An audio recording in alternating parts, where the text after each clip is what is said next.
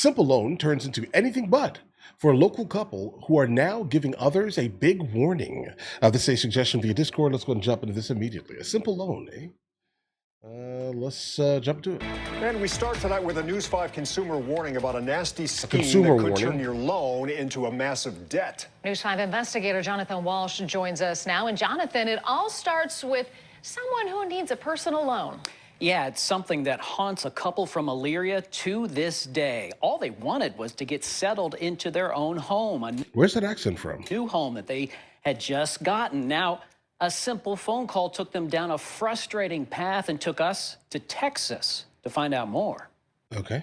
It's depressing because we really haven't been able to get caught back up on everything. For Christina and Tony Brown, this all started with someone contacting Tony in late November of last year. I was looking for another loan and I got a call. Tony says the call... Your information was sold. Tony in late November of last year. I was looking for another loan and I got a call. Tony says the caller named Emily said she was from a company called Money Park Finance. Okay. Emily promised him a personal loan, $8,000. 1 second, guys.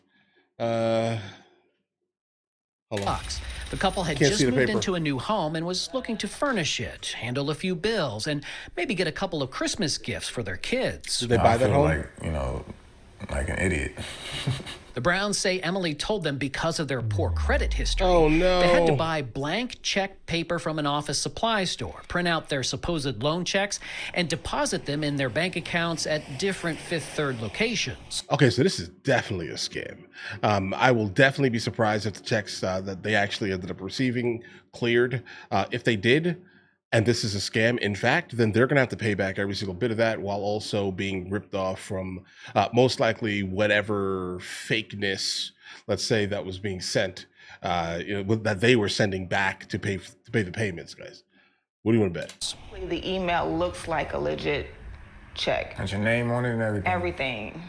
Even the back where you sign, it says endorsing, all of that, it all looks legit. Okay. They say Emily then told them to buy gift cards and Oh, send back no. the numbers on those cards.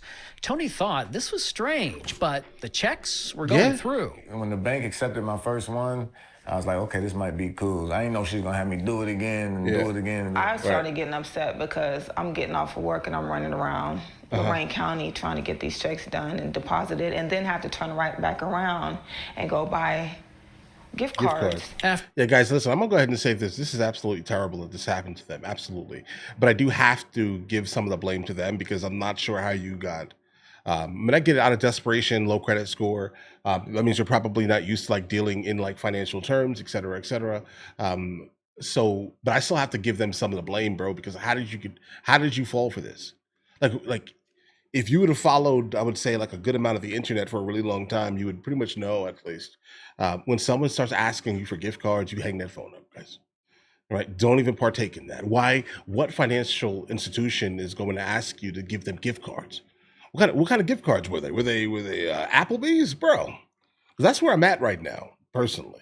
I have to give you some of the blame when it's in here, guys. After pleading with Emily through many text messages, finally the Browns had enough and talked to a bank manager.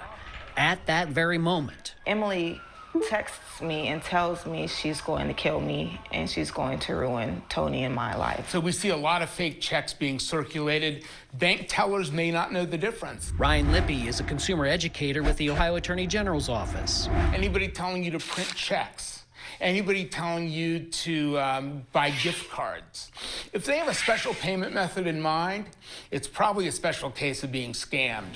Yeah. On its website, Money Park Finance uses a near duplicate logo of another Money Park company that handles finances overseas. We contacted the foreign company asking if it knew its name and likeness were being used this way. It responded saying it brokers mortgages and sells real estate solely within Switzerland. Wow. We tried calling all numbers listed on the Browns contract and the number on the website. Those are done. Yeah. The business shows it's located in Houston, Texas. So, News 5 investigators went there to find out. You're not going to find nothing, in bro. downtown Houston, There is no such address. Of course. There is a hotel where if the address actually existed, it would be there, but... It's like a hotel lobby. I don't see any sign of a money park in here. Guys. Meanwhile, we uncovered the state of California filed this desist notice to Money Park Finance after that state got a similar complaint to the Browns' problems. Money Park is not registered either in California or Ohio to do business. They want you to act fast. They want you to think flat-footed. They don't want you to be thinking with a rational mind. I'm sorry, bro, but like, I mean, this is the big age and year of 2025. I mean, if they're asking you to make payments to the loan in a gift card, you have to, you have to put that together immediately. Like, I'm sorry, you have to take blame for the ignorance. I mean, ignorance is specifically, it doesn't remove you from, let's say, legal issues. Let's say, if that makes any sense here, guys. I mean, you fell for this. I mean, yeah, I'm guessing they were super consistent. Again, you have a really low credit score. You were moderately desperate for the funds, and this is what it ended. This is how it ended, guys. Right? I have to give them some type of blame just for the outright ignorance, specifically in this day and age, at least, guys. Terrible that it happened to him, but they have to take some type of blame here. Tony tells us Fifth Third locked his bank account. Of course and they says did. he has to Fraud. pay thousands to the bank for the fictitious checks. Given. All thanks to some crafty schemers. They basically just got rich from using my name and her name and our accounts. Because I'm having to work more shifts at work to be able to get caught up, and he's doing they don't a care lot about as you. well. So we're still not where we should be because of this.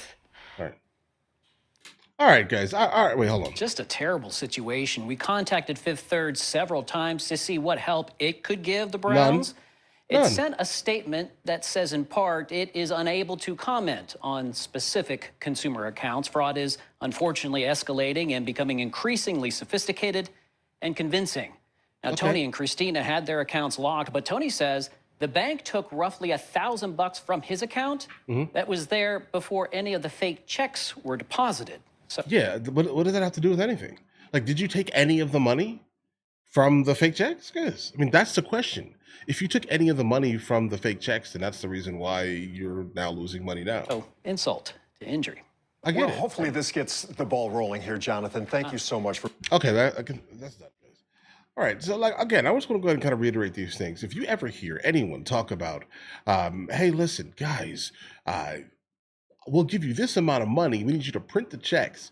And then when it's time for you to pay back, I want you to just pay it back specifically in gift cards. Moderately untraceable gift cards, right? I want you to do that specifically. Please do that for me. And then I'll go ahead and give you this money. Bro, that's fake. All right? I have to give them some type of blame. Terrible this happened. And I'm also not surprised that they took whatever money they could, the bank specifically. Specifically, if you were attempting to cash checks in your bank. Okay. And you were getting the money. You got the money, right? Because they gave you fake checks. Right? And obviously you got caught. Well, they got caught specifically when the bank started hitting that account and realized that there was no money in that account. Or the account in itself did not exist and everything was just fake. Of course you got hit, basically, guys. Of course. Again, I feel bad for them, but they have to take some type of blame also, guys. But all right, you guys all have an absolutely amazing day. Enjoy your day thoroughly.